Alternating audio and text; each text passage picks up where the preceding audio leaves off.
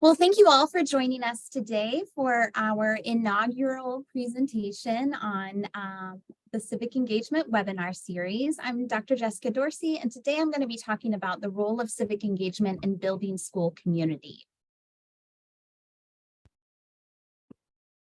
So we have 3 session objectives that we will accomplish today. First, we're going to explore civic engagement and have a conversation about why it's important.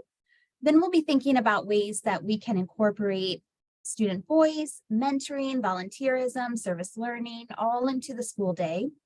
And then I would be remiss if I didn't take an opportunity to also talk a little bit about the Kansas Volunteer Commission. We are a hidden gem here in the Kansas State Department of Education, and we have a lot of resources available to communities, nonprofits, and schools. So I'll talk about that at the end of our call today. So let's go ahead and get started by just having an opportunity for reflection. So let's think back to a time in middle school or high school, which is a really long time ago for me, and think about a time when you felt really connected to a class or the school, or you felt really connected to a particular teacher or a staff member. And think about what was happening in that moment. We'll take just a second to see if we can come up with an example. And then, is there anyone on the call that would like to share their time when they felt really connected to the school or to an adult? I would love to share. Thank you so much. My junior year of high school, I had an English teacher that I was not a very good reader or writer, and definitely not a memorizer. And so he figured that out pretty fast. And I wasn't one to tell anybody that, but because he saw it, then he made sure not to call on me in front of the whole entire class. And he would take time to take me aside, and call me up to his desk and quietly ask me questions to make sure that I understood it, look at my papers to make sure that I had written the information down correctly. And when we had to recite things back to him, he never made me do it in front of the whole class. He just did it at his desk, and he would prompt me with words so that I could do the next line. And then he would do the next word and I would do the next line, like that. And he's one of my favorite teachers because he saw me when nobody else saw me, and then met me where I was and didn't try to make me feel bad for not being able to be at the same level of it as everybody else. Yeah, that's wonderful. Thank you so much for sharing that. I think I would also share a really similar situation in 7th grade, in which we had moved from Missouri to Kansas, and I was feeling really disconnected. I didn't have any friends, and so then I started hanging with people who probably weren't the right people to hang with. And I had a teacher who said, why don't you join this leadership group that we have? We volunteer together, and we have, just an opportunity to serve and to get to know each other and to build your leadership skills. And I have to tell you that was the catalyst for the whole entire rest of my life. Like, my life changed in that moment, the trajectory of who I am and how deeply connected I am now to service and volunteerism. It all happened in that moment.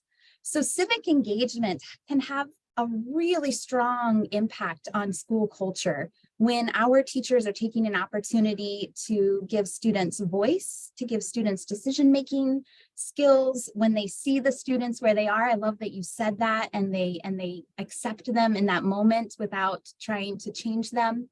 And when they give them opportunities, when they see potential in them and that students don't even see in themselves, then we have a really great opportunity to be growing a nation of young people who will then turn around and live a life that is very similar and is able to give back. So there is a really strong connection between civic engagement and school culture. We know that a strong school community can foster a place where students feel connected, where they feel empowered, where they feel engaged and safe. And civic engagement is one proven strategy to build the stronger school community.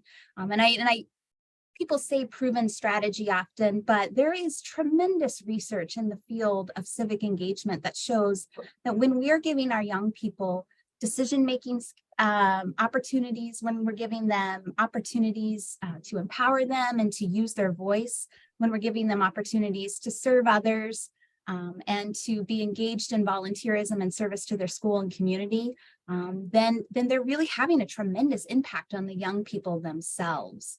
They're also learning a lot of skills. So we know that those soft skills are really important. And through civic engagement, our students are learning how to have respectful dialogue and civil discourse.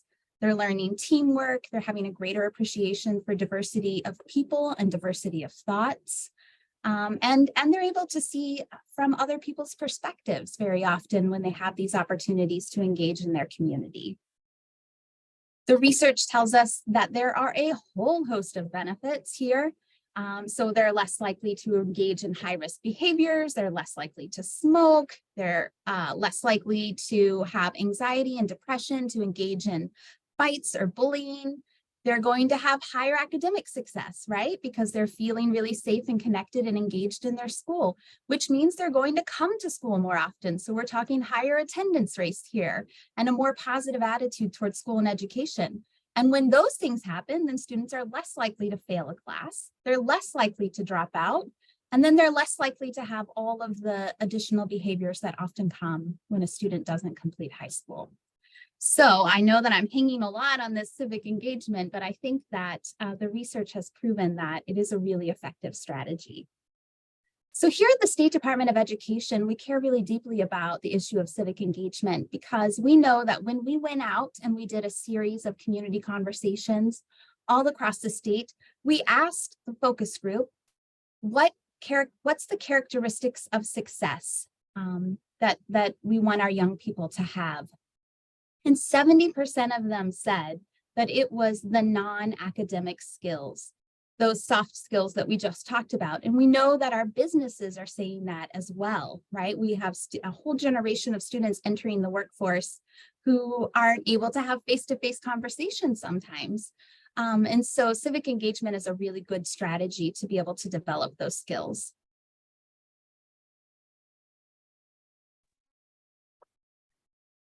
From those focus groups that happened, KSDE then developed sort of a new definition of what it means to be a successful high school graduate. And they said that a successful high school graduate is one who is academically and cognitively prepared, who has the technical and employability skills, and is civically engaged. And so those 5 components are equally important when we're thinking about what it means to be a successful high school graduate. And you'll notice that it says that they and civic engagement. We'll talk a little bit later about how civic engagement isn't like other areas in which you could just teach it, right? It's not like reading where you teach it and then later the students will read and have an opportunity to practice. We can teach civic engagement, but if we're not giving students an opportunity to practice those skills during the school day, then it's unlikely to be a skill that they utilize later on. So we have adopted a definition of civic engagement here at the State Department, and civic engagement is individuals sharing their skills and knowledge through actions intended to improve communities, nations, states, the world, and themselves. So we know that students are learning history, government, law, and democracy in schools, and so they're gaining that knowledge that they need to be able to participate in society. They're also gaining skills, so those abilities that they'll need to have later on as a future citizen. And they're having the motivation because when they have an opportunity to practice these things, then they'll have a desire later on to participate in the democratic process. There are lots of different types of civic engagement. Welcome, Tierney and Sarah. And I'm going to walk through them a little bit, and then I thought it might be fun if we had an opportunity to share about how we have engaged in these types of civic engagement. So the one that people think of the most often is community service, right? When you talk civic engagement, people think about helping their neighbors. They think about giving back to the community. They think about community cleanups, right? So oftentimes schools will say, sure, we're civically engaged. Every year we have a community cleanup day, right? So we're having that opportunity to engage in community service. Civic learning is also another form of civic engagement. When we are exploring community issues, when we are exploring and studying and learning about our political representatives before we vote, right? When we are taking an opportunity to study issues that are important to us, all of that is a type of civic learning, which is also civic engagement. We might also be advocating. So we might be supporting some efforts to change, to make a change or to promote awareness around a particular issue.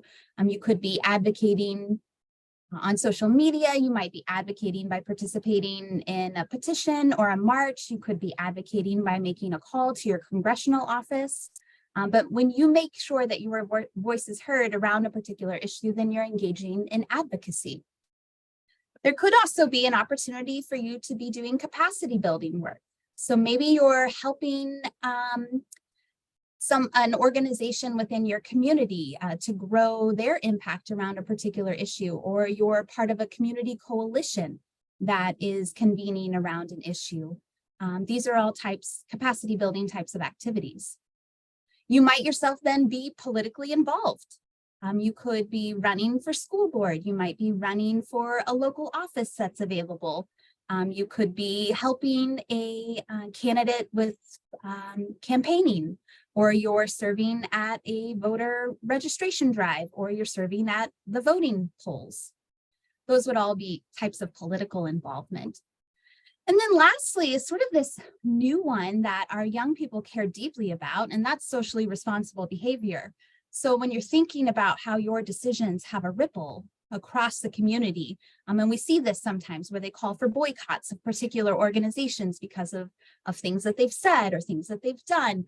I know that my 16-year-old now scrutinizes all of the products that I bring into the home to make sure that they have the PETA seal on the back, because she cares deeply about animal testing. And so, okay, I will make sure that everything has, the PETA seal on it before I bring it into the home. So there's this socially responsible behavior that we can engage in as well. So when I think about myself, I'll be happy to start our dialogue together. I think about myself engaging obviously in community service. So deeply interested in giving back to my community, engaging in civic learning. So reading books and studying issues before I vote. I oftentimes make phone calls to our government officials when there are issues that I care deeply about. I serve on the Parks and Rec Board in my local community. And then also there are some restaurants and other types of organizations and businesses that I don't give my business to because I'm trying to be socially responsible with my behavior. So there are lots of different ways that we can be civically engaged. And I'd love to hear about a few ways that you all are being civically engaged as well. I taught up until last year. And last year I had a group of kids, because I taught science, that kept asking me about the water problems that we were having here in our town. Our pipes broke and they had to, have bottled water for a while. Like the city had to provide bottled water because we didn't have running water in our homes. When the water came back on, there was issues with the water. There was film on the water. I mean, all of these water issues. And then even though they said that it was safe to drink, the kids were not so convinced, right? Because it smelled different, it tasted different, it looked different. So they were not convinced. And so they wanted to do something about it. So a group of our kids through green schools did the water Testing? It wasn't testing, it was I just forgot. I literally just forgot. the program where you have to research what's going on, where your water's coming from, you know, what's happening. Well, they didn't just want to stop with, we're going to just look at it from a computer standpoint and all the readings that we're finding. We want to talk to the people who are actually there. So they made phone calls to people who deal with the water. They went to the city office and talked to the city manager to find out about what happened with the water. And then the city manager was so kind that he asked them if they wanted to go out to the water treatment plant that we have here in town, which of course they did. And so then they were able to talk to all of the people at the water treatment plant, and they, you know, they just wanted more and more and more. And then at the end, they presented their findings and what they recommended to our school board about how we could improve the water quality and usage in our school, you know, and it was totally them that wanted to do it. But one of my 8th graders said, this was so good. This is what I want to do my whole life. He, you know, he decided that he wanted to be able to be an advocate for something. And he was one of the driving forces behind water because he had such a big problem, but he never felt like he could do anything about it because he's a kid, you know? And so he could, you know, and this is, advocacy is one way that kids can help out with whatever's going on in the world if you just show them how to do it or how to become involved in it, and then just let them take the lead because they want to do way more than you could possibly ever think of. That was the most beautiful story ever. I'm so glad that we have that on this recording. Thank you so much for sharing. What a great example. Would anyone else on the call like to share about ways that they have been civically engaged? Or their young, or their children or young people in their lives? And share. This is Tierney Kirkdahl, and I am the coordinator for Mentor Kansas on the Kansas Volunteer Commission team under Dr. Jessica Dorsey. I'm hoping this aligns because sometimes I question it because I've always liked to do volunteer work in the community, and in my adult age, I've gravitated towards historical landmarks or buildings in Topeka. And so before COVID, I was volunteering at the Jayhawk Theater, which is in downtown Topeka, and helping them with some events that they were hosting in order to raise money in order to renovate their theater. And so, yeah, that was, I guess, my way of kind of, you know, rather than financially be able to contribute, being able to give them my time to support the effort.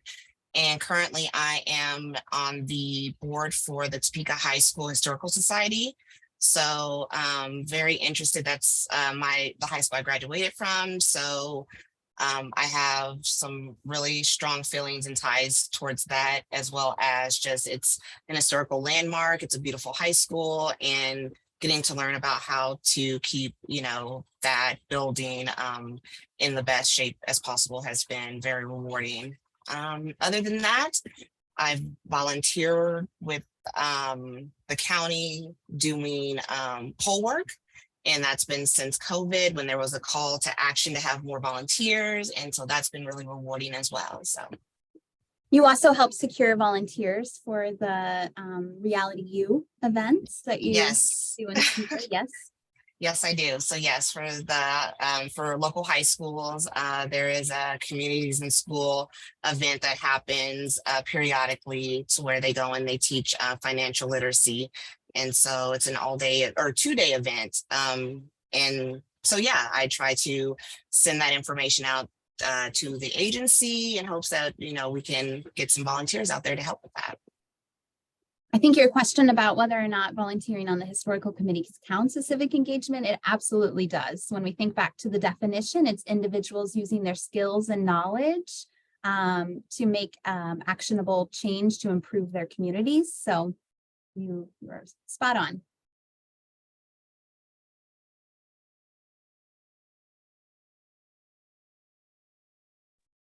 Jessica, I'm guessing from your silence that you're looking for one more. So Sure, that would be great. Thank you, Melanie. you got, so it's too easy for me to say, well, I got civically engaged when I decided to run for office, right? But that's exactly what I did. That came out of earlier civic engagement, which was simply getting involved with what was happening in my schools, and then wanting to be a part of making sure that I had people to represent me on my local school board. And so there was a candidate that I got to know and knocked doors for, and that was kind of my first really foray, or at least it felt like my first foray into anything political. But I really like your definition of capacity building, because before I became, really part of politics, my background is in technology, and working within a community to bring people together was a big part of what I was doing just for my job, because it was so important to me to work with people that, were of a similar work culture for me, people who wanted to get together and create cool new things and solve problems. And so I found a group of people that were working to do just that kind of in their free time. And when the founders of that group had to, people come and go from these groups of people, right? And as they left, they said, hey, will you continue to run this group? And so it was really neat to be a leader in that group and kind of take it over and make sure that we continued to have a place to meet every week, and that people, had the connectivity that they needed to be able to come in with a computer and sit down and be part of that community of just tinkering with, hey, what kinds of new things can we build that would make our community a better place? And so it was an opportunity just to bring like-minded people together who were interested in making a positive difference. And whether you're doing that, to benefit the work community that you're in, or, the school community, I think that just any effort that someone can make to look at something and say, I want to make this better, we really need to celebrate that. And people feel like they have to do a great big thing, to be considered to fit the definition of civic engagement, right? And sometimes it's the really little things. It's supporting, for instance, at my daughter's high school, there's a group that she can participate in after school that is civically engaged. And that's a group of kids who really want to make a difference, but sometimes they don't know what tactics to employ, excuse me, to make that happen. And so I've tried to kind of offer suggestions and be a resource for them, and anybody that can support kids like that are trying to get involved and make a difference. I think those are just really important things too. So there are lots of little ways that we can jump in and be civically engaged and not have it feel like a burden or a big deal.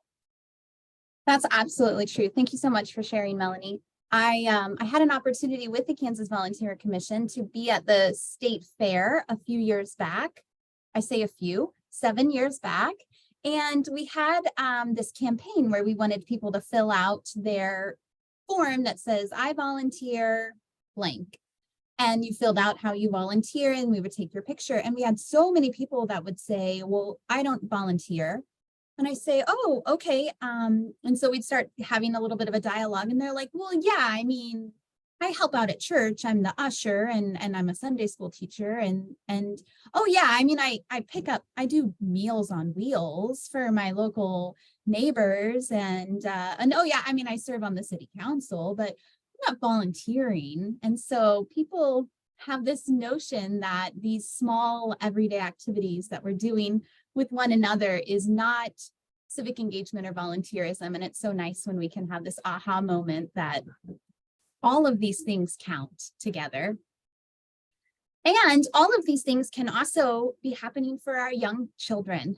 So even when we have this mindset of thinking about civic engagement, sometimes we can get into this narrow line of thinking that it's just for high school students, or maybe just for middle school and high school students.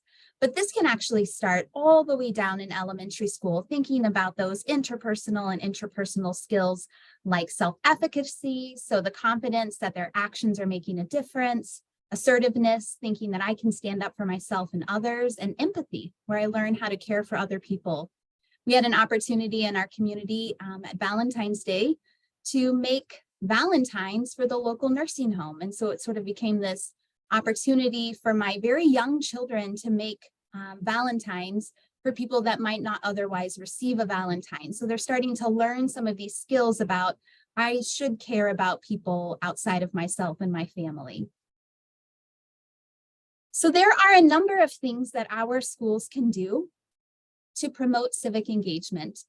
We know that civically engaged students are educated in an environment that expects, it encourages, it enables, and it empowers them to continue their engagement.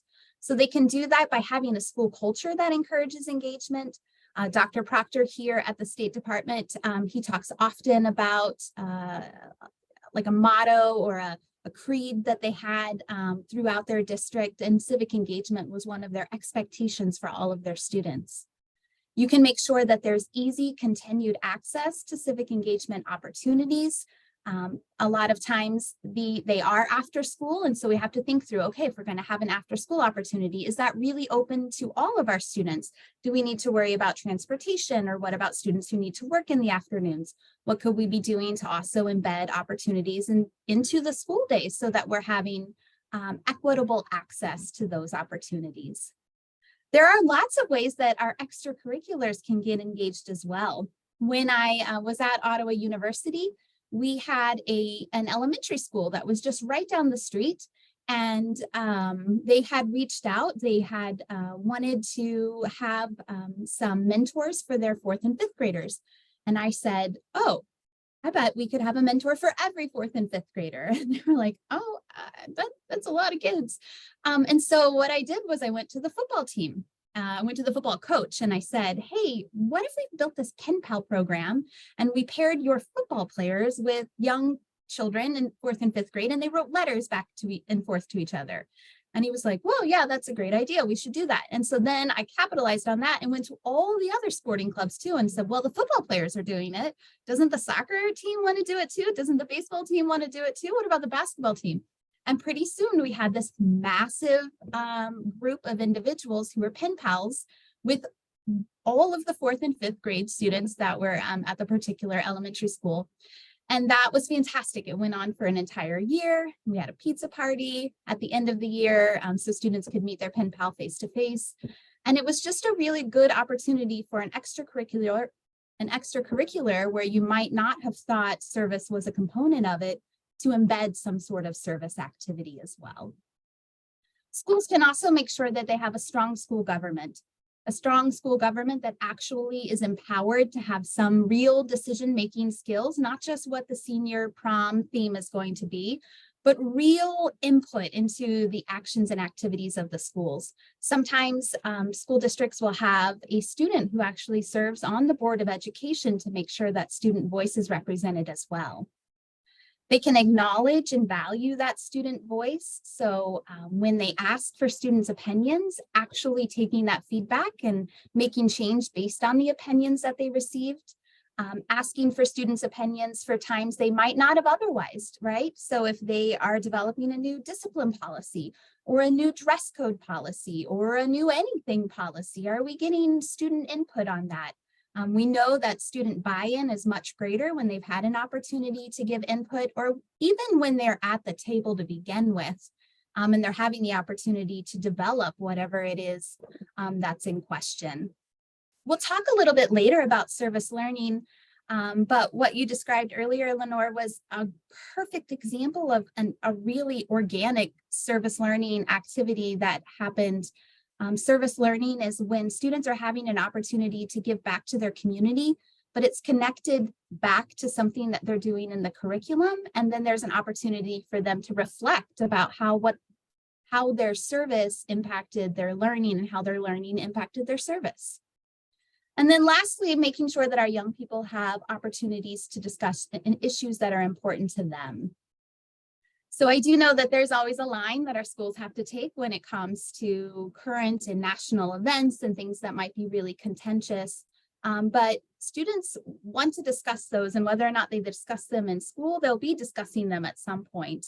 And so it's a really good opportunity if there might be something to bring into the classroom to give students those opportunities to make a real world connection. Now, we're not Pollyanna over here at the State Department. We recognize that these things don't just magically beautifully happen, because if they did, then they would be happening, right? If it was easy, it would already be happening. it's very challenging. We may have limited access by outside groups. It could be a really small town that doesn't have a lot of resources to tap into, or it could be a really large town that doesn't know how to navigate the resources. It could be during the time of COVID, certainly we were limiting the number of individuals who were coming into the school building. There might be a lack of continuity between classes and what's happening at the school level and what's happening at the district level. There could be scheduling issues. There might not be enough time in the day to work in civic engagement. We already know that teacher planning time is probably as short as it's ever been, so there's not a lot of opportunity to plan for things like this or to collaborate with other teachers, particularly when we're thinking about surface learning projects that might be co-curricular. So thinking about something that could be science and math or history and English. There may be a lot of rules and requirements that are in place that limit this. And then certainly there could be a lack of access for students who have time and resource boundaries. But we know that in order for students to cultivate this commitment to civic participation and to become active members of their community, they're going to need regular opportunities during the school day to engage in these types of activities, all the way from preschool through college. They cannot be civically engaged just by reading about it or learning about it. They can only learn how to be civically engaged by being civically engaged. And this comes to us from the 6 proven practices for effective civic learning, which is the backbone that KSDE uses in order to run our civic engagement program. So we actually have an award that we give out annually to our schools called the Civic Advocacy Network Award. And it is given to schools who are engaging in exemplary behaviors around these 6 proven practices. Now, as I read these to you, you may be thinking, this sounds a lot like the list of civic engagement activities that we were just talking about.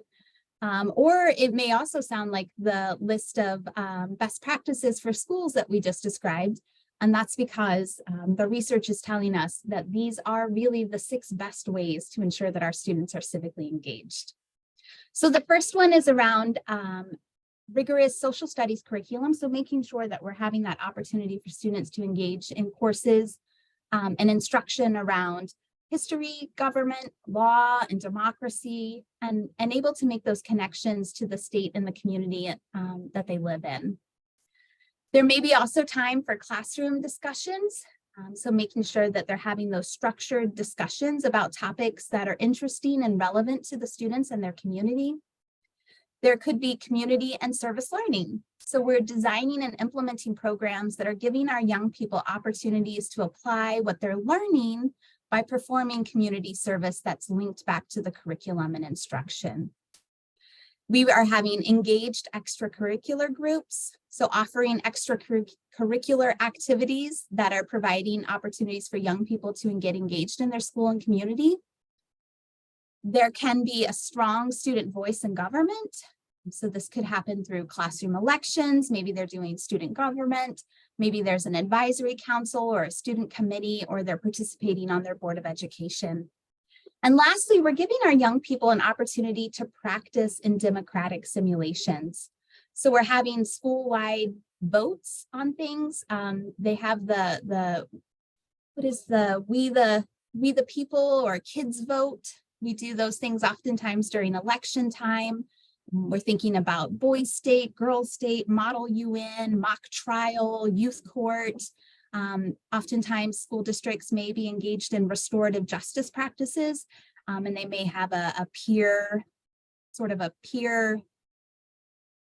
struggling with the word, but a peer group that would examine a particular discipline situation and help to dole out the consequences as a result of that. But what we know is that when a school is engaging in all 6 of these proven practices, and they're ensuring that they have reduced as much as possible the barriers for all students to participate, then we're really cultivating a culture of civic engagement in the school, and we're cultivating a culture of civic engagement among our young people. And if we're not cultivating it when they're young, it's very hard. It's very hard to cultivate that skill later on in life. And we know that our democracy depends on all of us being civically engaged. So we are starting to wind down our topic around civic engagement. But before we do, I wanted to take just a moment to talk a little bit more about service learning and this process that you can see here on the screen. So service learning, as I've mentioned a few times, it's a method of instruction in which students are identifying a community need. And so let's start here with investigation. So they have gathered information about a community need that they better want to understand. They are going to then start planning and preparing. So they're generating ideas. How could we take action on this particular issue? What could we do? Who could we partner with? They then plan and deliver their project. So they engage actually in the service. And then they reflect back and they think about what it is that they learned, what it is that they experienced, how they grew as a result of this particular issue. And we can do this service learning model with so many different things within our school system. So let's think about Veterans Day as an example. Veterans Day, it's an opportunity usually for schools to invite veterans to come in. Sometimes they'll have lunch, maybe the kids will make cards, maybe the kids will prepare a song or a presentation for their veterans. And it's a time of thankfulness for their service.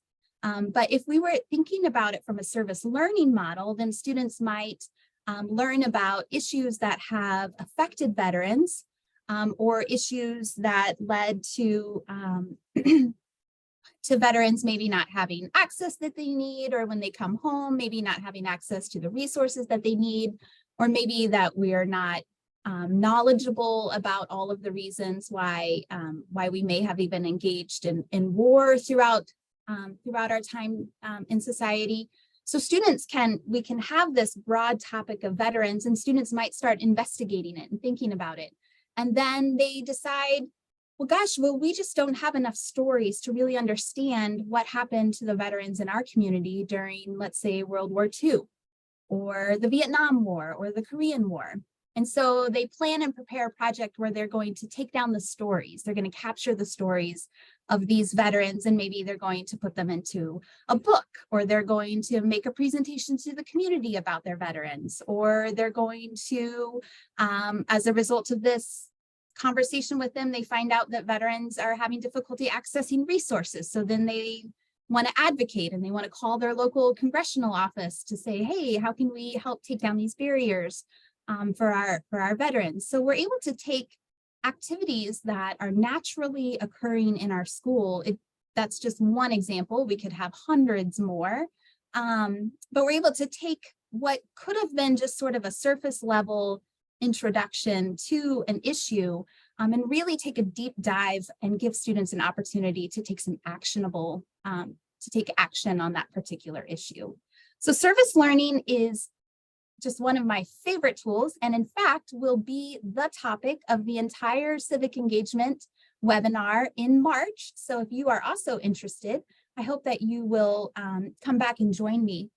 The other thing that's really great about service learning is that there are standards out there. There are so many curriculum that are available, whole websites devoted to making it easy for teachers to be able to access those resources.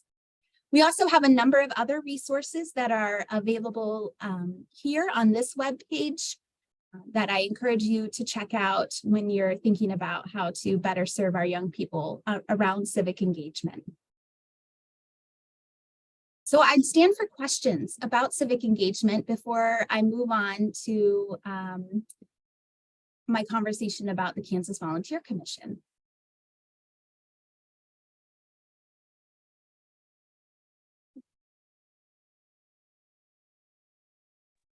Where can we get the 6 proven practices for effective civic learning? Yes, so if you, I can email it to you because I have your email address when you registered for the Zoom call, but also on the KSDE webpage, if you were to go there to the website, which is ksde.org, and then navigate your way to the letter C, For civic engagement, click civic engagement, and it may take you to the star recognition civic engagement webpage, but it will have the other link to the more traditional civic engagement webpage. It's right on there, the 6 proven practices. You Okay. also Googled for it, it would come up very easily. Okay. And it's quite the document too. So it's a really great read. It goes in and it offers a lot of examples for each of the 6 proven practices.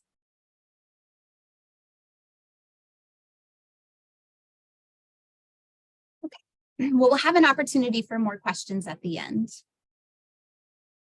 So I wanted to just share a little bit, as I mentioned before, about this hidden gem within the Kansas State Department of Education, and that is the Kansas Volunteer Commission. We are celebrating our 30-year anniversary, and we have predominantly served the nonprofit organizations across our state, and we are now making a shift to have even stronger support for our school systems as well. So the vision of the Kansas Volunteer Commission is to empower all Kansans to meet community needs through service. And we do this by really engaging in 4 different types of work that are all interconnected. So the first is administering the AmeriCorps Kansas National Service Program. Last year, we awarded $2.5 million to 14 organizations across the state to deploy AmeriCorps members to meet those local community needs. We also engaged in a youth mentoring initiative titled Mentor Kansas, and Tierney is on the call with us here today, and she's the coordinator for that. We also are engaging around volunteer engagement by providing a spectrum of resources that are available to organizations that use volunteers, with school districts being one of those. And so we are able to offer best practices as it pertains to volunteer management. We have lots of mini grants that are available. We have an online networking space that is available. And then we actually go through a credentialed change management system with organizations that are looking to fundamentally change how they use volunteers. We have that available as well. And last but certainly not least, civic engagement. So we are engaging not only through the KSDE initiative, but then also thinking about ways that we can better support our schools and communities around civic engagement. We offer a webinar series, as you know, because you're here today for the Civic Engagement webinar series, but there are 2 others as well. So the mentoring webinar series is on the first Thursday of every month, and the volunteer engagement webinar series is on the second Tuesday of every month. Mentoring next month, their topic is going to be the impact of mentoring on school attendance. So making, again, that connection back to our school communities. And the volunteer engagement webinar series is going to work their way through the 12 elements of effective volunteer management. This past Tuesday, they did their first session on strategic planning, and then they'll move on to the second element next month. So you're certainly welcome to register for each of these, and we'll also have all of the recordings available on our website. I wanted to bring your attention as well to our mini grant series. We do have really large grants, like I mentioned, with AmeriCorps, but AmeriCorps is a very difficult grant to manage, right? So people aren't just entering straight into the AmeriCorps space, which is why we really like our mini grants, because they give an opportunity for smaller organizations or for organizations who just want to try out a little bit of Kansas Volunteer Commission funding to do so in a way that's really manageable. So we have already opened and closed our mentoring capacity building grant, but we do have open right now the volunteer manager support mini grant. So this mini grant is going to help up to $5,000 of funding for any organization that wants to provide training or professional development to their volunteers or to their volunteer managers. So this could be an organization who works with children who wants to provide training around adverse childhood experiences, perhaps. So they could apply for this grant and bring in a trainer or a speaker to cover that. Maybe they have a volunteer manager who's new and they want to pay for a volunteer pro subscription, or they want to send their volunteer manager to Points of Light, or any of these sorts of things. So the volunteer manager support mini grant is a really good one for organizations that use volunteers. We'll then kick off in March the Youth Civic Engagement Mini Grant. And this is for exactly as it says, youth civic engagement. So we're looking for those youth-led or youth-initiated projects in their local community. And this mini grant is interesting because we are going to run it over the summer and the entire academic year. And we don't normally run a grant that long, but we want to make sure that it's really open and accessible to our schools and also to our communities who may be doing summer programming. So that one will be coming out in March. In May, we'll release the Social Justice Capacity Building Grant. This will be for an organization that's engaged in volunteerism, mentoring, civic engagement. It could be a school district. And it's an opportunity for them to think about a social justice issue that they would like to build their capacity around, to deepen their understanding of, to maybe have a revision of policies and procedures to make sure that there aren't any barriers to participation and that they've been really inclusive in those activities. And so the social justice is one of my favorite mini grants, and that will launch in May. And then we have the 9/11 Day of Service. This is geared for communities and schools that would like to engage in a 9/11 Day of Service activity. So these grant funds are usually for supplies. It could also be for a consultant if needed, or if there's any travel. We fund every year we're one of the funders every year for the 9/11 Day of event that takes place in Manhattan in conjunction with Fort Riley. It's a very big event that they do every year, and we're really happy to be part of that.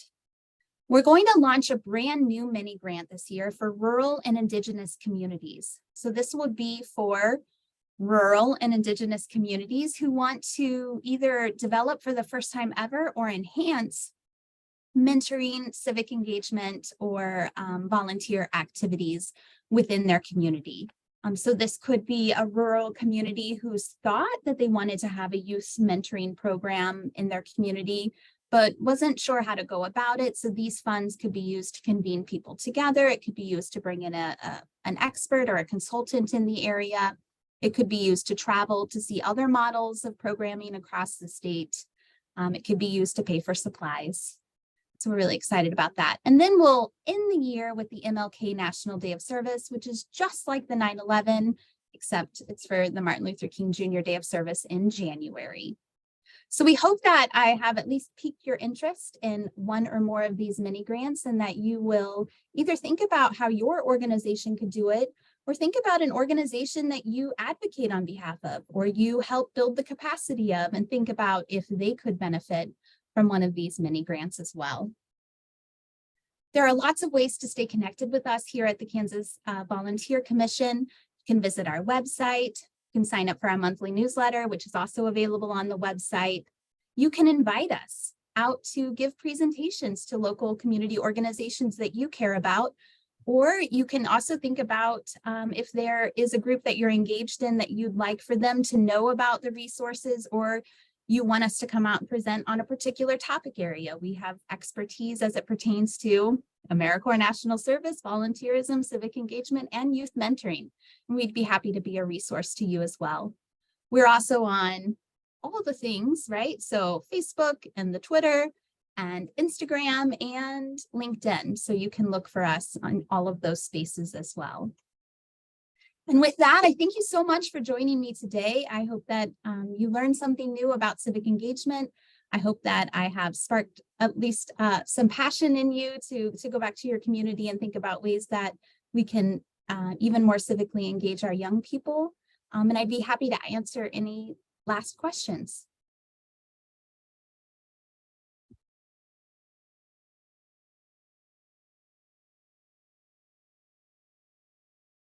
Okay, I think that was the requisite amount of pausing time.